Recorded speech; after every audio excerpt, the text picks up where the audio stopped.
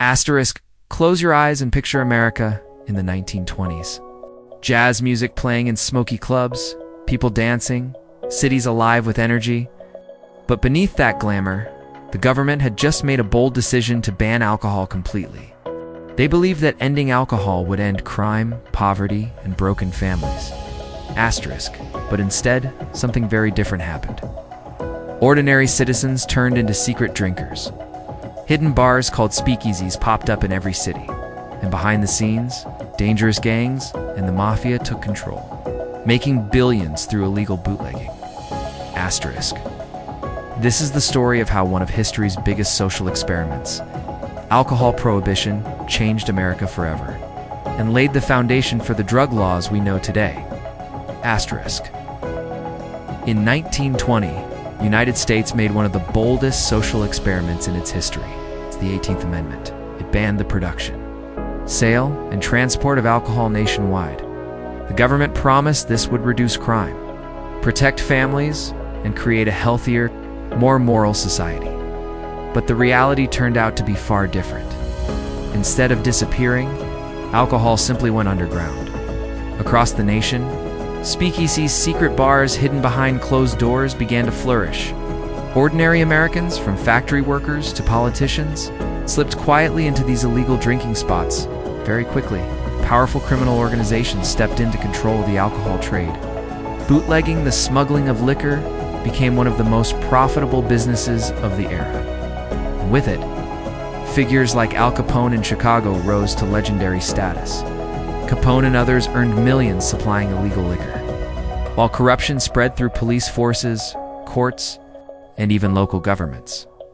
What was meant to be a moral reform instead created a shadow economy, widespread violence, and the rise of organized crime. The Prohibition Era had only just begun, and it was already spiraling out of control. Prohibition was supposed to protect American families. Instead, it gave birth to something far more dangerous: organized crime on a national scale. What started as small-time bootlegging operations quickly transformed into massive empires. Gangs grew into powerful syndicates, spreading across entire cities.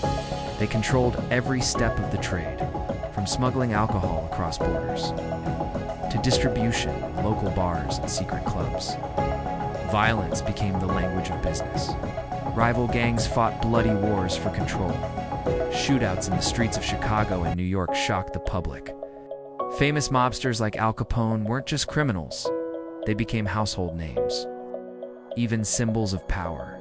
But the most dangerous part was corruption. Police officers, judges, and even politicians were bribed to look the other way. Citizens began losing trust in law enforcement, realizing the system itself was being bought by organized crime. The irony was clear. Instead of reducing crime, prohibition gave birth to a stronger, deadlier version of it. The government spent millions trying to fight illegal alcohol, but the black market only grew richer. By the early 1930s, the truth was undeniable. Prohibition had failed. Alcohol hadn't disappeared. It was everywhere. But it was now more dangerous, unregulated, and often poisonous. Thousands died from unsafe homemade liquor. Communities realized that the law had created bigger problems than it solved at the same time. The Great Depression struck America. Millions were jobless, and the government desperately needed new sources of tax revenue. Legalizing alcohol again promised jobs, money, and stability. Public opinion shifted. Newspapers, politicians, and ordinary citizens demanded change. Finally, in 1933, the U.S. passed the 21st Amendment, officially repealing prohibition. The 13-year experiment was over. The biggest lesson? You cannot simply legislate away demand. If people want something badly enough, they will find a way, legal or not. Decades later, America faced a new challenge: drugs. In the 1970s, President Richard Nixon declared a new national campaign, the War on Drugs. He called drug abuse public enemy number one. Billions were spent on enforcement, police, and prisons. In the 1980s, President Ronald Reagan took the fight even further. Harsh new laws punished possession with long prison sentences. Crack, cocaine, heroin. and marijuana became the new prohibited substances. But just like alcohol prohibition, the bans didn't make drugs disappear. Instead, they fueled a new black market, this time across borders. Powerful cartels rose in Colombia, Mexico, and beyond. Figures like Pablo Escobar built empires from cocaine smuggling, earning billions of dollars and unleashing waves of violence. Entire regions were destabilized, while the U.S. prison population exploded with low-level drug offenders.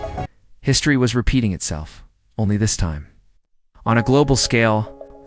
When we compare the Prohibition era with the war on drugs, the parallels are striking. Prohibition created the Mafia. The war on drugs created cartels. Prohibition filled American cities with gang violence. The war on drugs fueled wars in Latin America. Both criminalized millions of ordinary citizens. And in both cases, the government spent billions. With limited results, the story is clear. When laws focus only on punishment, the problem doesn't vanish, it evolves, often into something worse. History teaches us one undeniable truth. Banning substances without addressing the root causes simply doesn't work. Addiction is not just about supply, it's about demand. Poverty, inequality, trauma, and lack of opportunity drive people towards substance abuse. That's why real solutions come from healthcare, education, and regulation, not just punishment. Some U.S. states have already started regulating marijuana. It's treating it more like alcohol. It's a controversial step, but one built on lessons from the past. Perhaps it signals the beginning of a smarter, more humane approach to dealing with drugs. The journey from alcohol prohibition to America's war on drugs is more than just history. It's a mirror of human society. The Prohibition era of the 1920s was filled with hope. Lawmakers believed they could create a cleaner, safer America simply by banning alcohol. Instead, it gave rise to speakeasies, bootleggers, and violent mobs. Families who were meant to be protected often suffered more as crime spread through their communities. Decades later, the war on drugs followed the same path. Once again, leaders promised safety and order. But once again, the result was cartels, mass incarceration, and communities torn apart by violence. The lesson is painful but clear. Laws cannot erase human desire. People don't stop drinking or using drugs just because the government tells them to. They adapt, they go underground, and in the process, society pays an even higher price. Behind every statistic is a real story. A family broken, a neighborhood scarred by crime, or a young life lost too soon. These aren't just numbers. They are reminders that policies without compassion can destroy the very people they were meant to protect. Today, as America debates new approaches to drugs, history stands as a warning. Real change does not come from punishment alone. It comes from understanding addiction as a human struggle, from offering treatment and education, and from building a society where people don't need to escape their pain through substances. If history teaches us one thing, it's this. When we choose fear over compassion, we repeat the same mistakes.